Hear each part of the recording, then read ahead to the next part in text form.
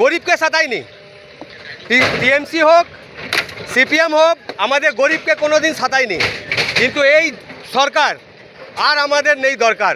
পুরো লাইভ বলছি, এইরকম গরিবকে যদি সাতায় তাহলে আমরা এই সরকারকে রাখবো না, আর আমরা রাখবো না। দোকানে নোটিশ দিয়েছিল, তারপরে শুভেন্দু অধিকারী স্যার বলেছিলেন পুজো আগে কোনো উচ্ছেদ হবে না।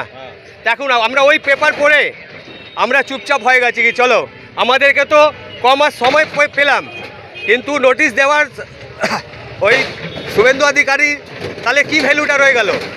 এই যে দোকানটা ভেঙে দিচ্ছে, পেপারে টিভিতে আমরা দেখলাম কি না শুভেন্দু অধিকারী বলেছেন কি আর এখানে কোনো উচ্ছেদ হবে না।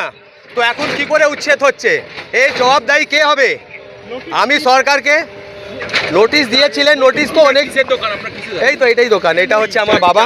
হ্যাঁ, চাটা বিক্রি করি, তেলে ভাজা ভাজি, এই করে আমাদের সংসার চলে। হ্যাঁ, আমরা বহু বছর ধরে এখানে আছি। বাবা এই যে এখানে দেখান, বাবা আমার বুড়ো হয়ে গেছেন। হ্যাঁ, অসুবিধা হবে না, আমাদের স্কুলে বাচ্চা পড়তো, এই কামাই দিয়ে সব কিছু হতো, কিন্তু আর তো পারবো না আমরা। এবার নোটিশ দিয়েছিল, বারবারে তো বলছি নোটিশ আমরা পেয়েছিলাম, কিন্তু সময় দেয়নি। 29